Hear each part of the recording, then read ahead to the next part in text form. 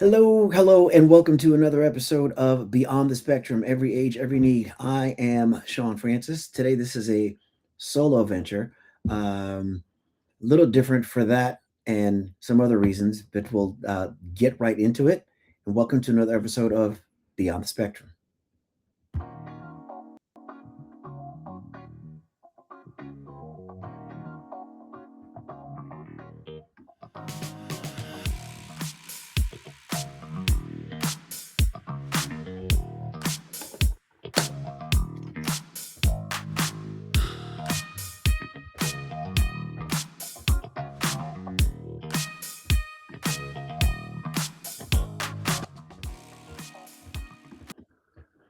Okay, before we get started, I want to thank our partners, Billy Footwear, makers of adaptive footwear for everyone.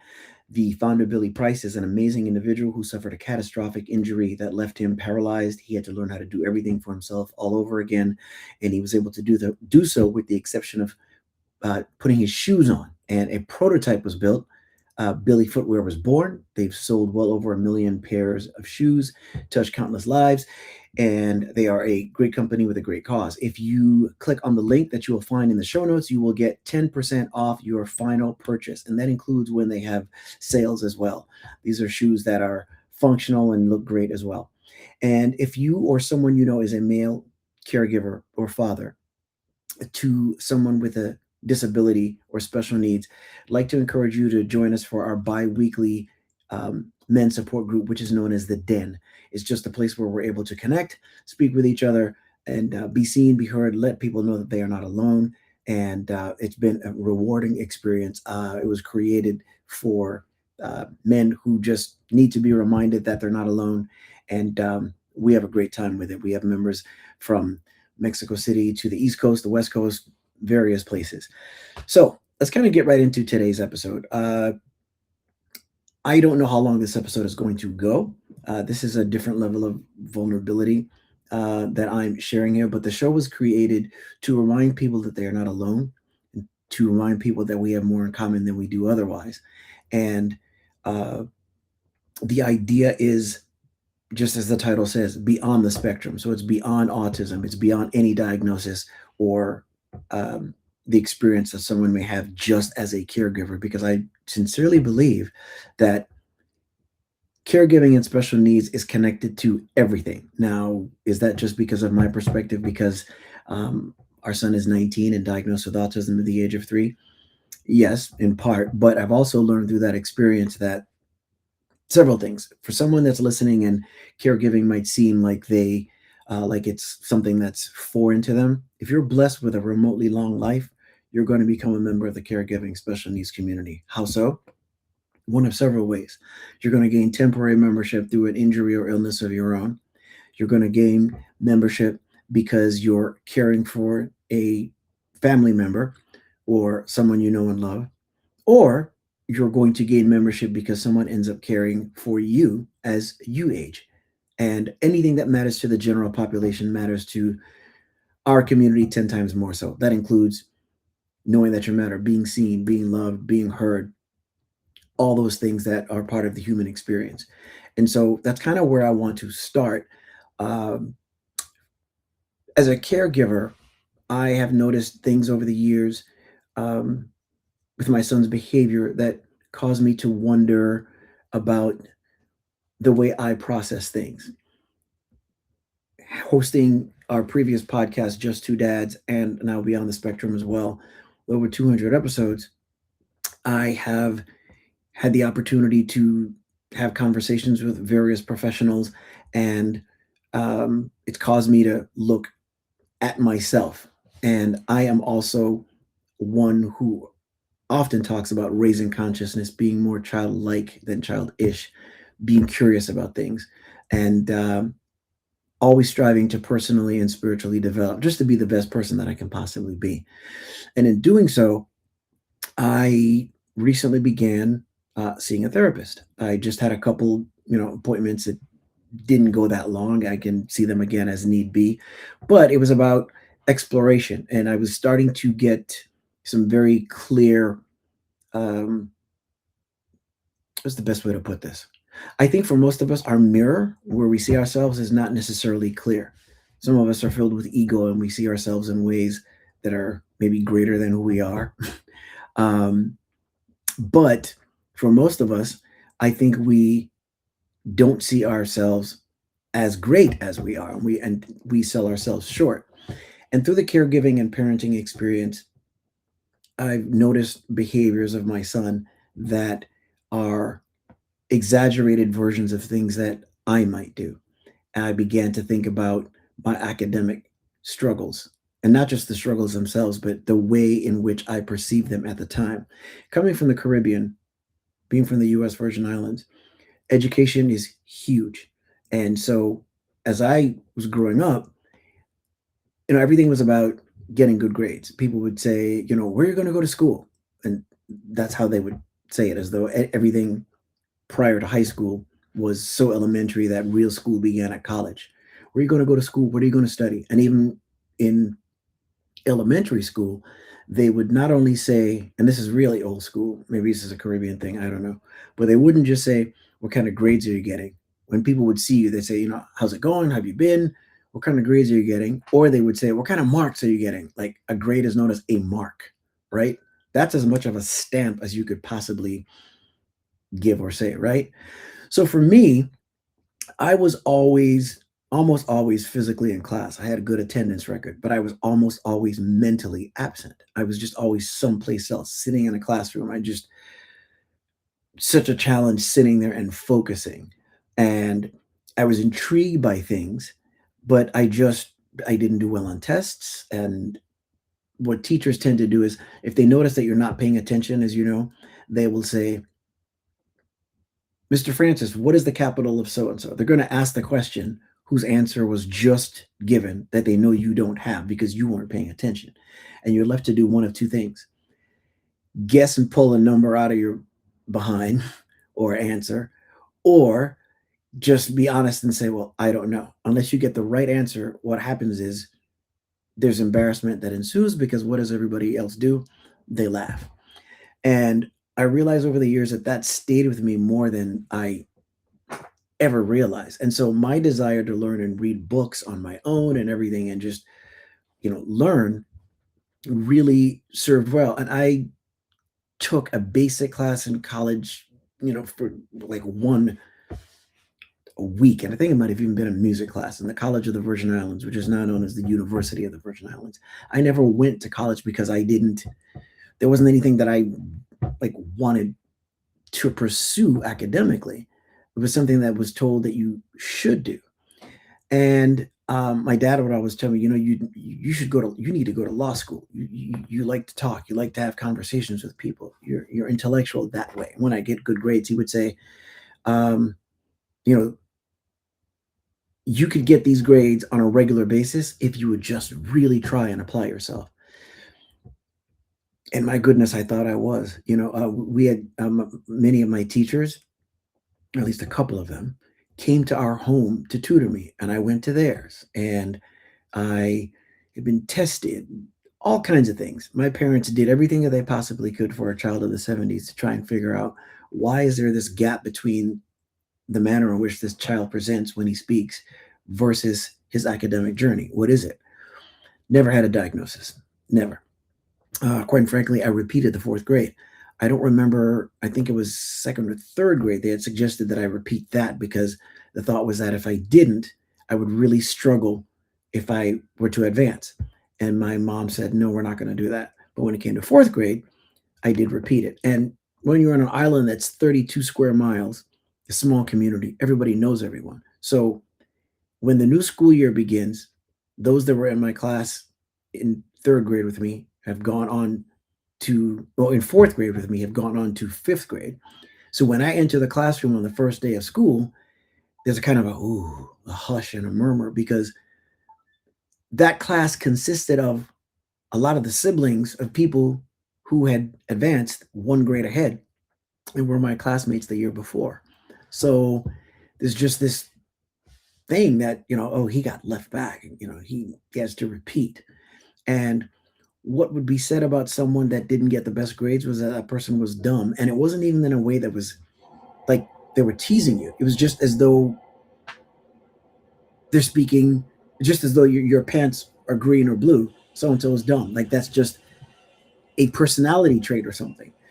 But anyway, those things took place, and I began to get very curious about myself and who I was, and all my life I have been. But over the last couple months, been going through some real self discovery, and between the show, speaking with professionals, and observing my son and some of his characteristics that come with autism, I did two things. I began seeing a therapist, but then I knew that as far as a diagnosis is concerned, that would only take place with an actual psychiatrist. So I made an appointment to see a psychiatrist also. First person I saw uh, asked me a couple questions. I admitted that I wasn't sleeping that well, and they said, "Well, I think you're not really sleeping well, and that's it. Is there anything else?" And I knew that that wasn't the person I wanted to speak with. That wasn't a fit. I wanted someone to ask me questions, and they kind of dug and went through a questionnaire and everything to make an assessment. And I had my suspicions confirmed that I too am neurodivergent. I have been diagnosed with ADHD, and there's a revelation on several levels. I was already in a place where I'm secure enough with myself where I knew that if I were to hear that there's a diagnosis, it would give me some relief or explanation. Because what I was seeking is a language that suits the manner in which I process information. I believe, I've come to believe over the years that everyone is intelligent. Everyone has a different level, a different type of intelligence or a language, not to be confused or not too different from the book, The Five Love Languages. One is called Acts of uh, Service, Acts of Affection. Those are two different love languages.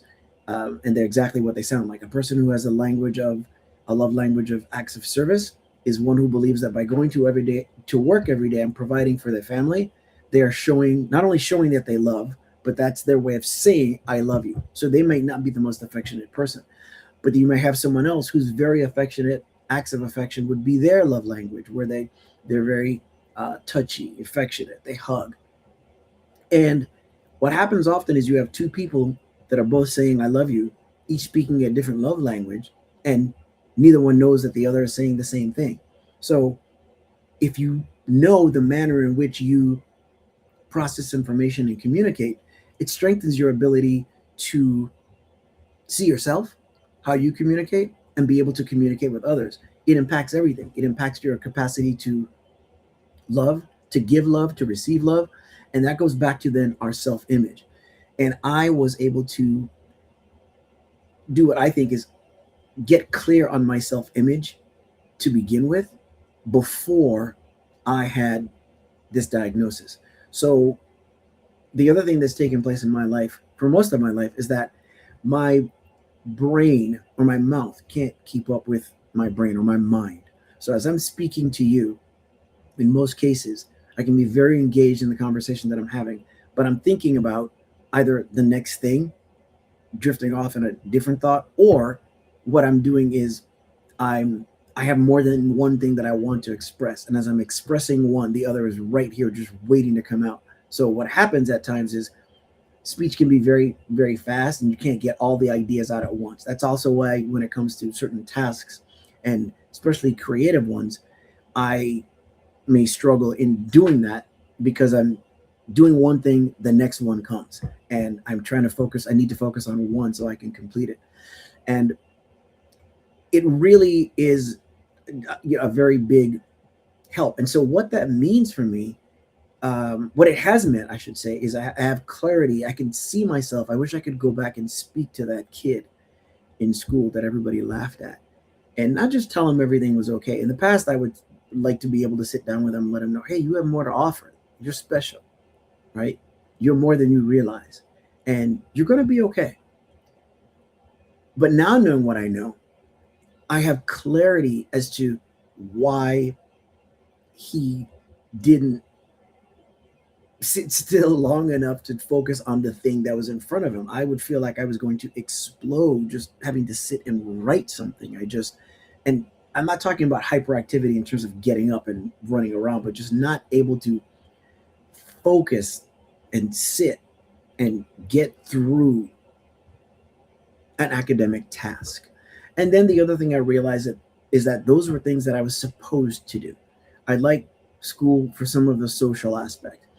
I liked some of the subjects, and that's where I think the good grades would come in. So it wasn't a matter of applying myself, it was about maybe my interest, because anything in life that I seek to learn on my own, of my own volition, those are things that I've done well at when it comes to any kind of academia or testing or anything like that.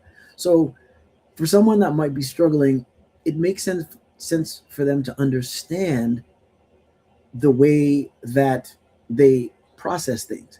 And the other thing I've learned, just generally speaking, aside from the diagnosis itself, is self image is everything. I went through this personal development manifestation course last week, and they talked about how we're commonly told that um, our habits are everything, and they're huge. I understand that. I get that. Like dreams don't come true. What is it? Dreams don't work unless you do, right? I have a sign in here that says that in my office.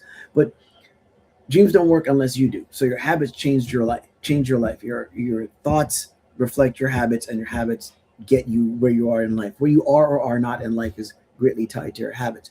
But you could change your habits all day long, and it takes a certain amount of time to for an act to become a habit. It can become that habit, but if your self image is not clear and is not something that serves you, those habits are only going to be temporary. Your habits are always going to revert to and be in direct correlation with that self image. And for most of us, as I said, our mirrors are, metaphorically speaking, very dirty. We don't see who we are clearly. So I believe that who we think we are is something that we see with sight, but our self image is seen with vision. Those are two different things. Sight is what you see with your eyes, vision is more of what you see with your soul, like the first thing that comes to mind when you think of yourself. And because most of us come into this world in a manner that I think is usually as close to perfect as we'll generally get, because we believe that anything is possible, we have no limit on our love. We treat people based upon the content or lack thereof of their character, not based on the color of their skin or anything, or their gender or anything like that. And if we run and we fall, we may break a bone, bleed, but we're going to get right back up. And we're resilient. We're the best that we can possibly be. And as we get older, we lose some of that. So people will even say that in a manner that I think is very interesting. You'll hear people say, kids are resilient, kids are outgoing, kids are this, kids are that. Well, we were children at one time. We're the same people that were 5 and 4 and 3 years old, filled with optimism. What happens though is the very people who would take a bullet for us will tell us to maybe we should slow down. You shouldn't run. Be careful so you don't hurt yourself. And then what happens is, metaphorically speaking, as well as literally speaking, we run a little less. We try just a little less. All those things matter. So it is then no wonder that whoever we truly are, we don't necessarily see. So we don't know. Take religion, for instance. Most people that have a religion, it's one that was put upon them. It's not something that you choose. So being a parent is a very selfish thing to an extent. And what I mean by that is, when you decide to bring a child into the world, you have all these ideas as to, the clothes that the baby's going to wear. And as a toddler, as a parent, you want to introduce them to your favorite music artist, your favorite sports team, your favorite movies, whatever have you. So there's a certain amount of influence that is put upon us begin with. So it's no wonder that we might have some distortion as to who we really truly are, because there's things that we gravitate to that are, really us. But what we see when we look in the mirror and what we think about ourselves, it's usually not that clear. And for myself personally, I know that when I would look in the mirror, I would not, I'd feel a lack of connection to the person that I see, sometimes in pictures also. And that wasn't a bad thing, it's just a fact. And I don't know how else to describe that. The other thing that was difficult for me is that I'm not a person who has been outwardly lacking of confidence um, in my life. And so where I am not confident might not necessarily jump out at me. So in many cases, I wasn't even aware of what I was unsure of, because going back to those classroom situations where people are laughing at you, to say, I don't know and I'm not sure, man, in the beginning, my early years, that's just a real difficult thing to say. But what I found over time is that I don't know is one of the most intelligent things that one could ever say. And what matters is how it's said as well. You could easily say, when someone asks you a question about something, oh, I don't know, and appear uncertain and possibly in some cases appear less than intelligent. But you can also say, I have no idea. Let me look that up. Let me find out, or I can find out and get back to you. There's no shame in not knowing. If you live to be 1,000 years old, you'll probably never learn everything that there is to learn, no matter how hard you try. And that's something else to embrace altogether. So I happened to get to a very comfortable, secure place about who I am by the time this diagnosis came about. And so, what I got curious about is the connection between uh, several things, the connection between autism and ADHD, as well as the possibility that some of these um, neurodivergent challenges might be hereditary in some way. So what I did is I looked up some information, and this is by way of Gemini, which is Google's AI. And here's several things that I learned. So what's referred to as the genetic recipe is as follows: ADHD is one of the most heritable conditions in existence, often compared to height in terms of how much DNA influences it. The 74 to 80% rule says that research consistently shows that the heritability of ADHD is between 74 and 80%. The parent-child link, what that means is that if a parent has ADHD, there is an estimated 50 to 57% chance that their child will also have it. And then there's also a sibling connection. Siblings of children with ADHD are 9 times more likely to have it than the general population. Here's the other thing for me. I thought that I might be diagnosed with ADD, not ADHD, because the H as in hyper, I associated that with someone that is um, has hyperactivity in terms of bouncing off the walls, high energy, that kind of thing. But the hyper that it's referring to is hyper focus. So being able to being having hyper focus on a given thing, and it might not be the thing that you're trying to or need to get accomplished. And all of these things can also serve as, I think, a superpower or gift if you figure out how to use it. This goes back to knowing what your language of intelligence is. I have an analogy that I often refer to as, when Superman first came to Earth as Kal-El from Krypton, when he discovered that he had heat vision, it probably wasn't a cool thing. I'm sure that John and Martha Kent wanted to make sure that he didn't burn down the barn, which he could easily do. However, I would bet that over a period of time, he was able to heat up a cup of coffee from a mile away to a perfect temperature without harming anyone else in the process. And that's not much different than any other, you know, gift that may have a downside that you're trying to make sure um, that you know how to maximize as well. So, in conversations with people, I mentioned earlier my mouth not being able to keep up with the thoughts that I have. The same thing is said of just anxiously wanting to get out what I have to say, which means that I have to also always work on my listening skills also. And then if the listening is taking place at the most um, productive or effective level, I'm capable of connecting with people and communicating my own thoughts and everything in a very effective way. If I don't do that and work on the listening part, then it's not as much of a gift and it becomes more of a hindrance. So those things always take place. So the undiagnosed parent, that statistic says in clinical settings, it's estimated that 41 to 55% of families with an ADHD child have at least one parent who also meets the diagnostic criteria. And what happens is they're often undiagnosed until the child's evaluation.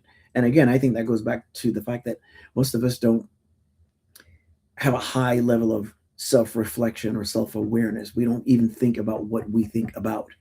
There's a measurable value in thinking about what you think about. Most of us live our lives on autopilot. I've said it before. You have instances where you pull into your driveway or into your parking space, and um, especially if you're coming home from work, and other than the fact that you didn't run a stop sign or a red light, you don't really know how you got home. You didn't see other details along the way because it's just you're on such autopilot. And so we don't have a great sense of self awareness. So the same applies to who we are and things we do. We don't stop and pay attention to how we do things. We don't think about what we think about. Everything is just automatic. And so, therefore, it's no wonder that I don't think most people have a clear self image as to who they really, really, truly are at their core. So, um, what's referred to as the mirror effect says that the moment you realize you thought the things that you thought were quirks in your child actually mirrors your own internal struggles. So this is often the catalyst for an adult diagnosis. This is when it comes to ADHD specifically. And then you have generational healing that is needed because framing a late diagnosis, um, framing a late diagnosis not as a disorder but a way to break cycles, is what takes place when you understand your brain. You're able to model self compassion for your children instead of the try harder mentality. I mean, there's times that my son does things that I have to be reminded that it's his autism is why he's doing that. It's, if especially if he's resistant to something that I may be telling him, because I was raised by a father who, you know, says that you do as you're told. You don't, talk back, and you don't necessarily you don't resist. You do as you're told. And sometimes there's things that take place that autism gets in the way of, that may make it difficult to um, carry out a task, or the manner in which you communicate those tasks. And by the same token, what some of us do is we will say that think that our child is committing or acting, a behavior that is exclusive to autism, but it is quite frankly just the normal behavior of a uh, child that's that age, maybe a teenager or whatever the case might be. Um, I've had a couple instances, not as many now, where I would give an example of something that my son might do, and someone will say, "Well, isn't that every teenager?" And it kind of stops you in your tracks, and you go, "Yeah, I guess it is." But when you're so busy doing what you do, again, not always thinking about the consciousness, thinking about what you think about, you're just doing what you do, and you don't realize that. I mean, the same is true of, I've said this before, the idea of being a caregiver. I identify my wife and I as caregivers. We identify as caregivers only in the last less than 5 years. And that's because you're just doing what you do. And as far as you're concerned, I'm just being a parent. And in many cultures, uh, you know, someone's just being a dutiful child if they're caring for an elderly parent. And so you don't even think of yourself as a caregiver. But it is important to identify that. And that's tied to self image too, because that's part of who you are. So if you look at what they refer to as the double ND household, so if you talk about a unique chaos brilliance of a household where multiple people are neurodivergent, it's often a high energy, creative, but executive function challenged environment. And I'm sure that there's many households for which that applies. There's also the grief cycle. Now, this is something that I don't necessarily relate to myself. So many late diagnosed adults go through a period of grieving for the younger version of themselves who didn't get the support they needed. I'm glad I'm reading that because I got the support that I needed. I just didn't have a diagnosis. My parents did everything that they could to try and figure out why I struggled academically. Um, so I don't have that. I don't have that grieving cycle.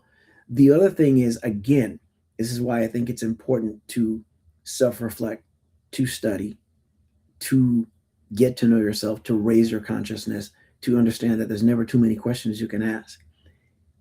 Because I had a clearer self-image by the time the diagnosis came, and the stage of life that I am at and in right now, I realize wholeheartedly that regret is an emotion that um, carries a luxury that few of us can afford. Really, quite frankly, none of us can afford, unless you have a time machine. And I don't really know anybody that has one, because you can't do anything about that which has been done.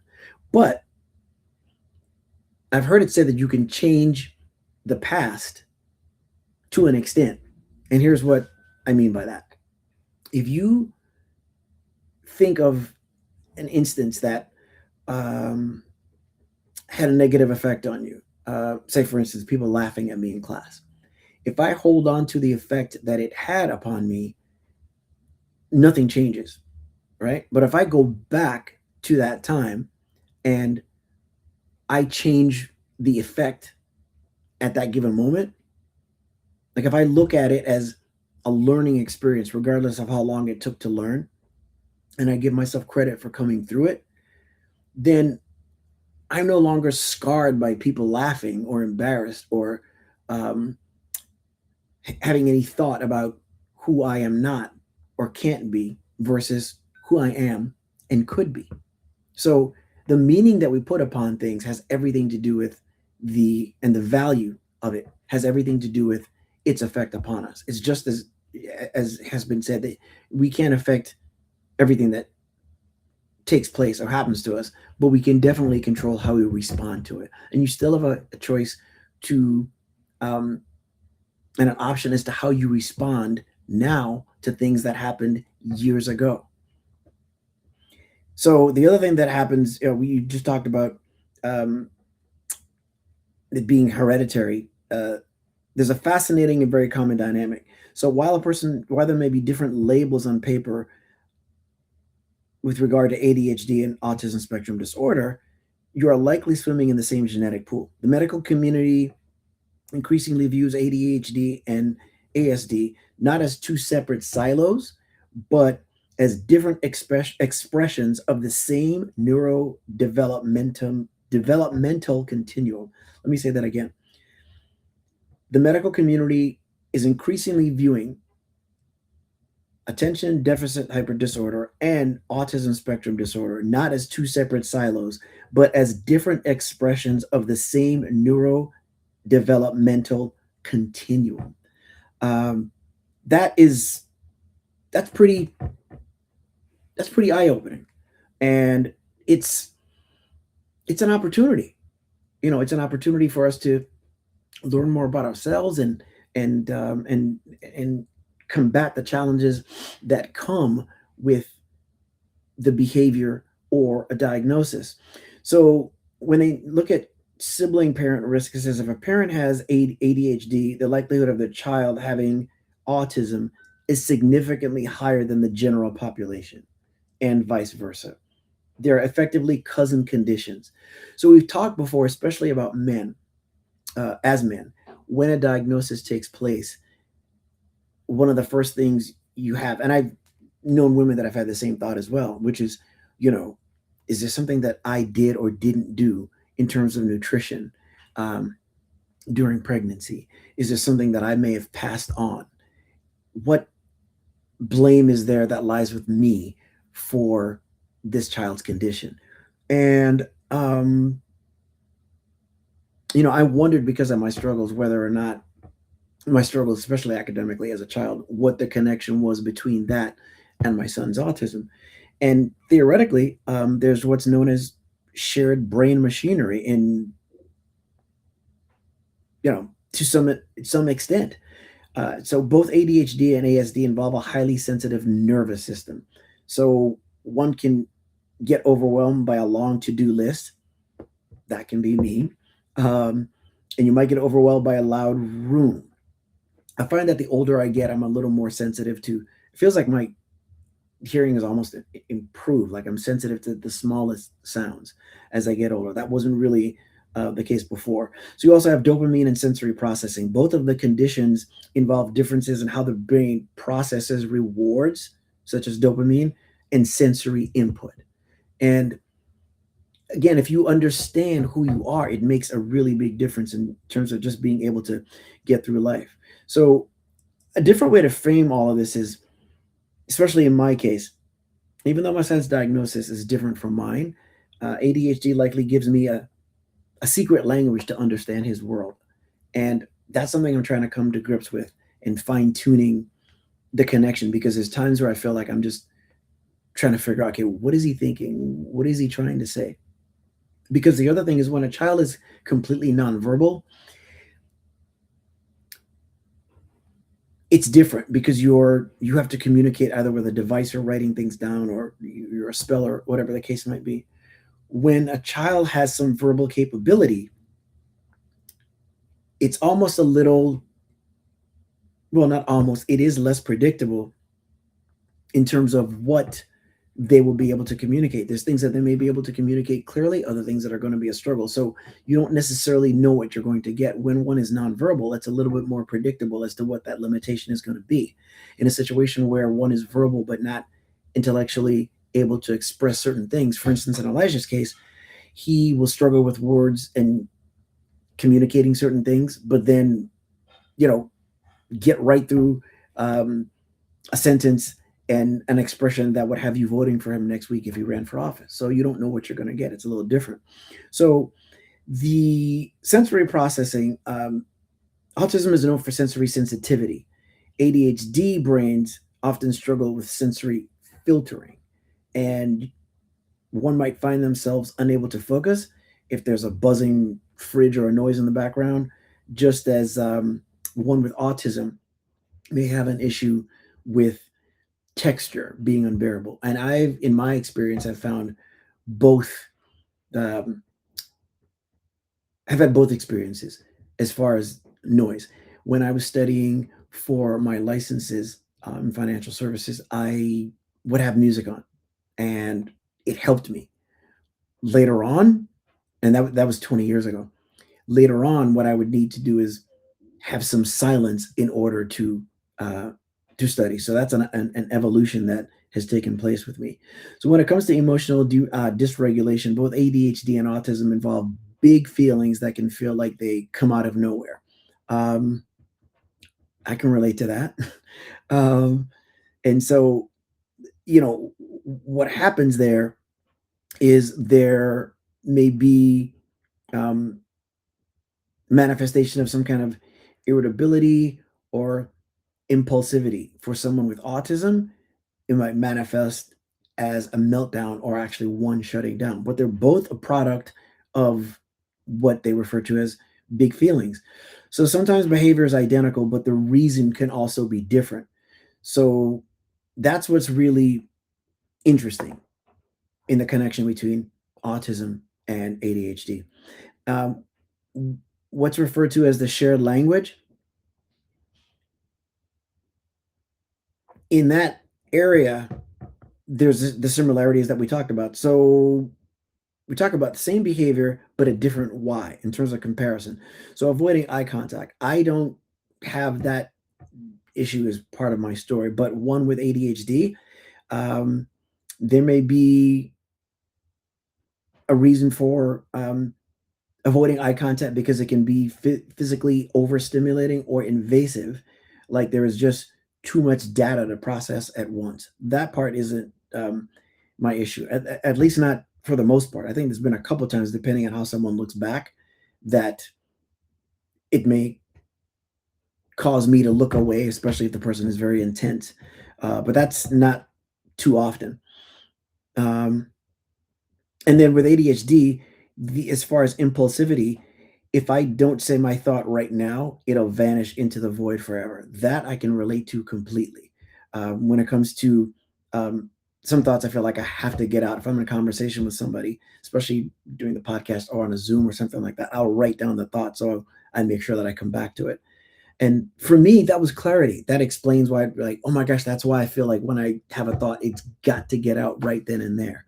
And that can be a challenge when communicating with people where you're much more of a talker than you are a listener. And listening is something to always improve upon because everybody can talk, but people need to be heard. So when it comes to the impulsivity with autism, the reason may be difficulty gauging natural gaps in conversation and not realizing that a specific cue means that the other person isn't finished yet. That is something that my son deals with and has as a challenge with. Um, when it comes to meltdowns and outbursts, it's interesting. For ADHD, the why can be intense frustration.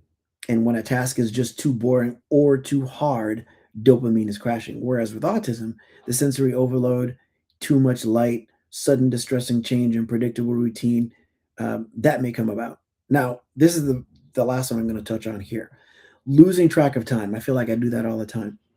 For ADHD, the reason for that is defined as time blindness.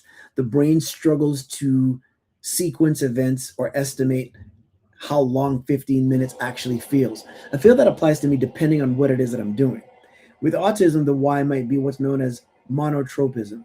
So being so locked into a specific interest or task that the rest of the world, including the clock, completely ceases to exist. And sometimes I feel like some of that applies as well too. So there's a risk of um, how should I say this?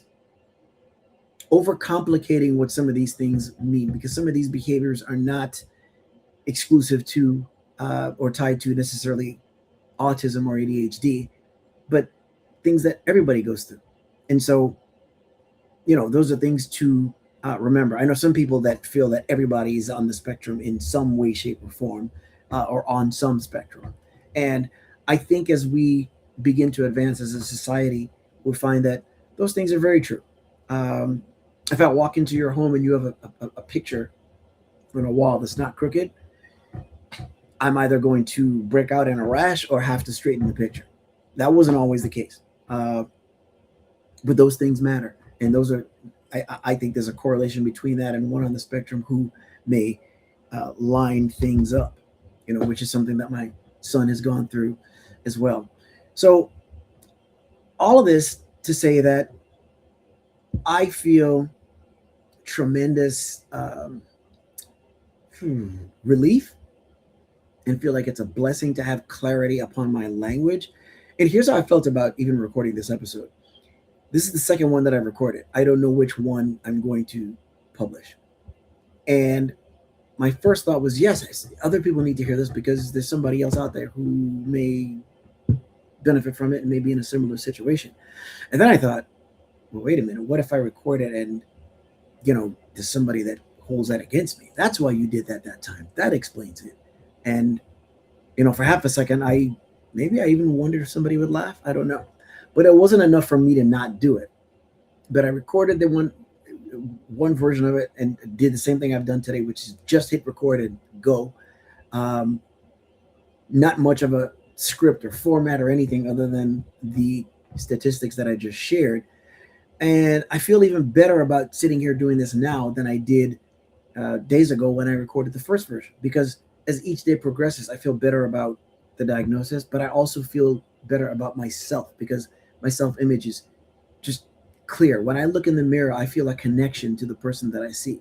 And I love them and feel more positive about them than I ever have before.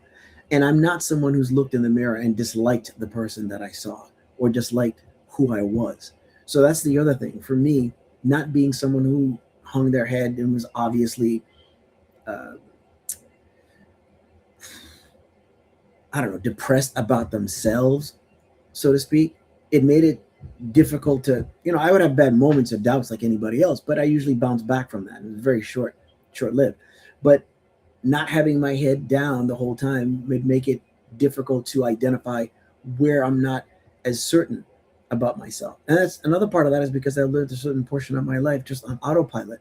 This whole idea of thinking more about what you think about is something that I wish I knew years ago. So the main thing is I just want you to know that um, you're not alone. You know, whatever it is that you might be going through, and everyone's situation is different. But we all need to be seen. We all need to be heard. We all need to know that we are loved, and we need to be able to give love. There's a list of experiences and emotions that are part of human need that everyone needs. Those things include and but are not limited to uh, uncertainty, the ability to learn, the ability to connect, all those things. But those things matter twice as much to someone who's a caregiver because you are so busy doing what you do. And we realize here at Beyond the Spectrum that everybody's situation is different and we can learn from each other. And so let's try and be a little bit more curious about each other and um, do what we can to make ourselves the best that we possibly can, which makes the world a better place as well and helps every last one of us. So, to everyone within the sound of my voice, we want to thank you for your support of the show. You can find the episode on our YouTube channel. You can find it wherever you get podcasts, including but not limited to Apple and Spotify. And we just want to, you know, connect with as many people as we can and let you know that you're loved. And we also want to thank again our partners at Billy Footwear. And again, if you are a male caregiver or father to one with special needs, disability, or a diagnosis, consider joining us for the Den. The registration is free. We meet every other Tuesday on Zoom, and the registration link will be in the show notes as well. So let's be a little bit more curious about each other, ask more questions, less statements, less judgment, and we love you. Thank you so very much.